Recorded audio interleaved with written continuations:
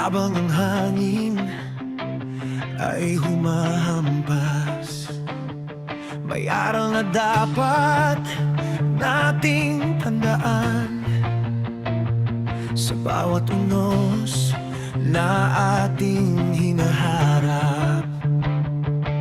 Sa kalsada'y tubig ay umaapaw, basura'y inanod, saan ba nagmula?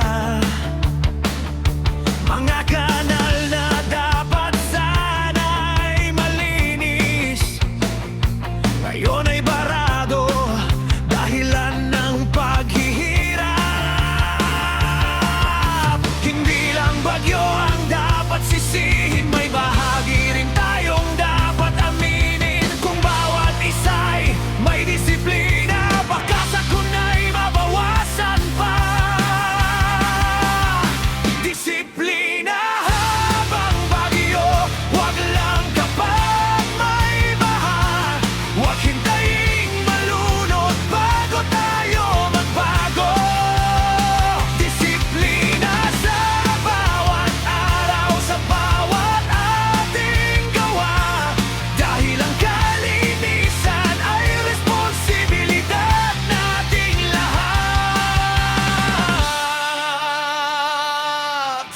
Kapag humupa na ang ulan, kapag ang araw ay muling sumikat, sana'y hindi natin kalimutan ang aral na iniwan ng malakas na bagyo.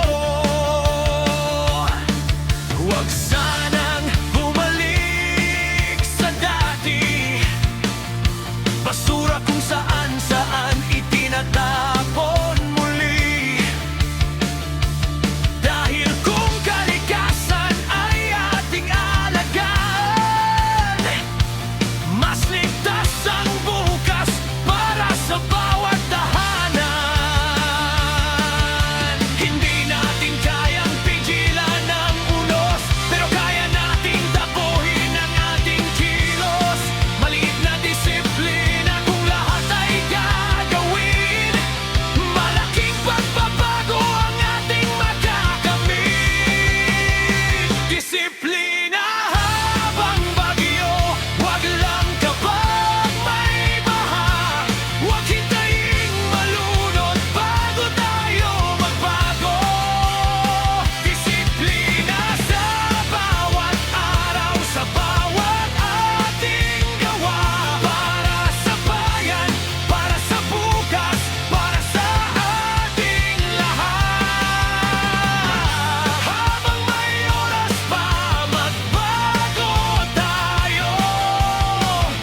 Huwag hintayin ang susunod na bagyo